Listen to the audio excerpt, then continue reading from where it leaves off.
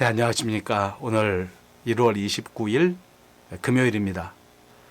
오늘 묵상할 말씀은 시편 40편 1절과 2절입니다. 내가 여호와를 기다리고 기다렸더니 귀를 기울이사 나의 부르짖음을 들으셨도다. 나를 기가 막힐 웅덩이와 수렁에서 끌어올리시고 내 발을 반석 위에 두사 내 걸음을 견고하게 하셨도다.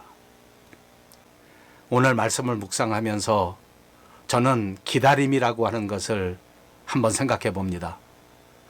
어느 시인이 기다림이란 그 자체가 행복이다, 이렇게 말한 적이 있습니다. 기다릴 대상이 있기 때문에 그 자체가 행복의 조건이 되고 기다릴 때 감사할 수 있게 된다는 겁니다. 그날이 있기 때문에 그날을 손꼽아 기다리는 설레임이 있다고 말합니다. 그리고 그날 그 맛보게 될 엄청난 기쁨을 꿈꾸면서 바라보는 희망이 있기 때문에 기다림 자체는 큰 행복이다, 이런 논지입니다. 그러나 우리가 신앙의 삶을 살아가는 신앙생활에서 기다림이라고 하는 것은 정말 행복이라고만 말할 수는 없는 것 같습니다.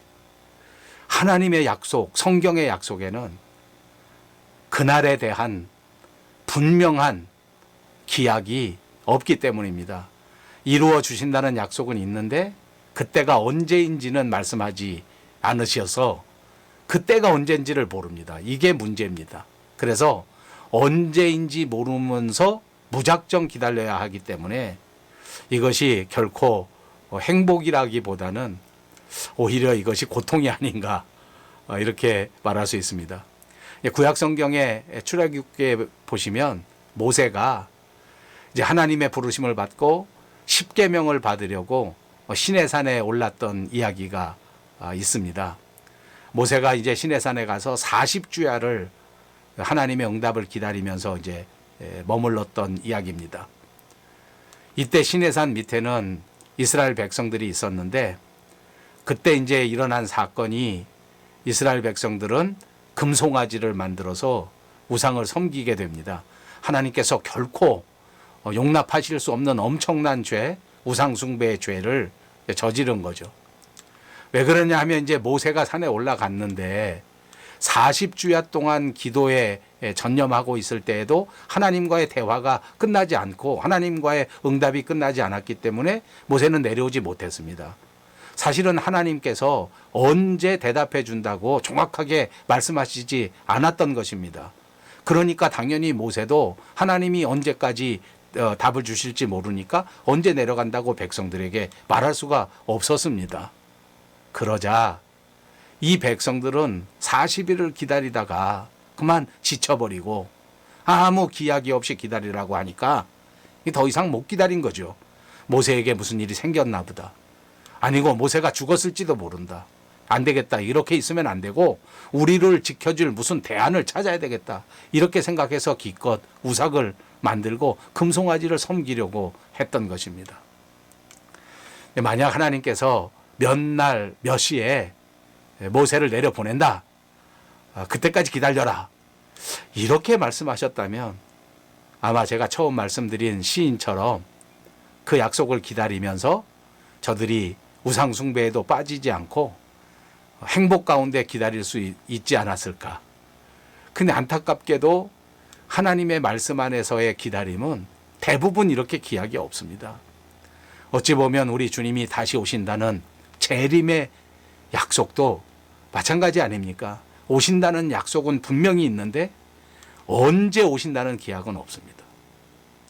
우리가 하나님 앞에 기도할 때에도 마찬가지입니다. 분명히 응답해 주시고 들어주신다는 약속이 있습니다. 그러나 언제 들어주신다는 기약은 없습니다. 그래서 믿음 생활하면서 기다림이라는 것이 정말 힘든 겁니다. 약속은 믿는다고 하지만 기약이 없는 약속을 믿으려고 하니까 진짜 힘들고 그 기약 없는 약속을 기다리다가 못 기다리는 경우가 너무 많이 생기는 거 아닌가 싶습니다. 본문의 다윗은 이렇게 노래합니다. 내가 여호와를 기다리고 기다렸더니 귀를 기울이사 나의 부르짖음을 들으셨도다. 예, 부르짖어 기도했고 또 여호와를 기다리고 기다렸다. 이 말씀에 주목하시기 바랍니다. 언제까지 기다려야 할지 모르는데 기약 없는 기다림이었는데 기다리고 기다렸다는 것입니다. 결코 짧지 않은 시간을 기다렸을 것입니다. 정말 힘든 상황 속에서 기다린 것입니다.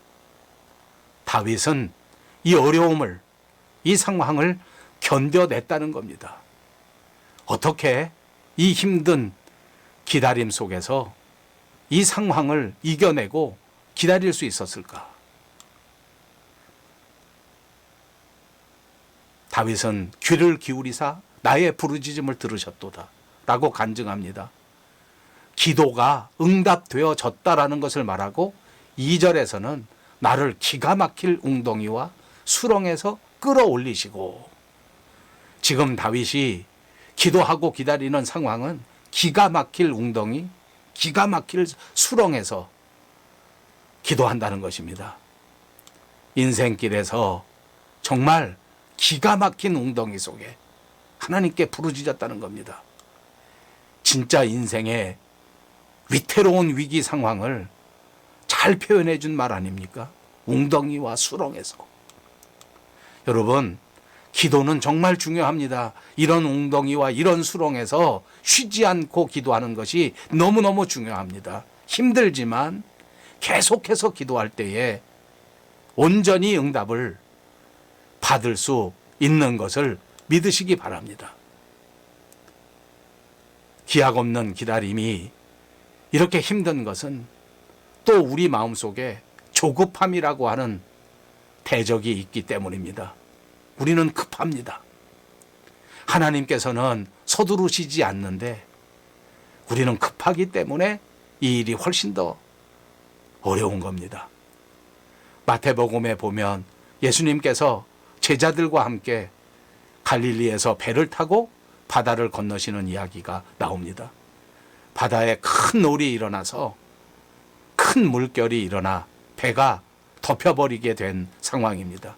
배가 침몰할 수도 있는 위급한 상황이었는데 예수님께서는 고물에서 주무시고 계셨습니다. 제자들이 예수님을 깨우면서 이렇게 부르짖어 소리 지릅니다. 주여, 주여, 우리를 구원해 주십시오. 우리가 죽을 지경입니다. 예수님께서 일어나셔서 이렇게 말씀하셨습니다. 어찌하여 무서워하느냐? 믿음이 작은 자들아. 예, 조급함이 문제입니다. 사실 이 배에는 주님이 함께 타고 계십니다. 이 모든 상황을 알고 계시고 당연히 예수님의 제자들이 죽지 않도록 그렇게 보호해 주실 것입니다. 그렇다면 그냥 믿고 기다리면 되는 것인데 다급한 마음에, 조급한 마음에 주님을 흔들어 깨웠습니다. 조급하니까 기다릴 수가 없었던 것입니다. 오늘날 우리도 마찬가지입니다. 우리가 볼 때도 너무나 다급한 상황입니다. 지금 이대로 갔다가는 주님이 정말 속히 응답해 주시지 않으면 우리 교회도 큰일이 날 것만 같습니다. 그런데 주님께서는 서두르시지 않으십니다. 아무런 응답이 없으십니다. 그저 기다리라고 하실 뿐입니다. 이럴 때 너무 힘듭니다. 여러분, 이 기다림의 훈련, 어찌 보면 하나님께서 하나님의 사람들에게 가장 역점을 두고 시행하시는 훈련인 것 같습니다. 믿음의 조상 아브라함도 큰 민족을 이루어 주신다는 약속을 받지 않았습니까? 아브라함은 그 약속을 굳게 믿었습니다. 그때가 아브라함의 나이 75세 때입니다.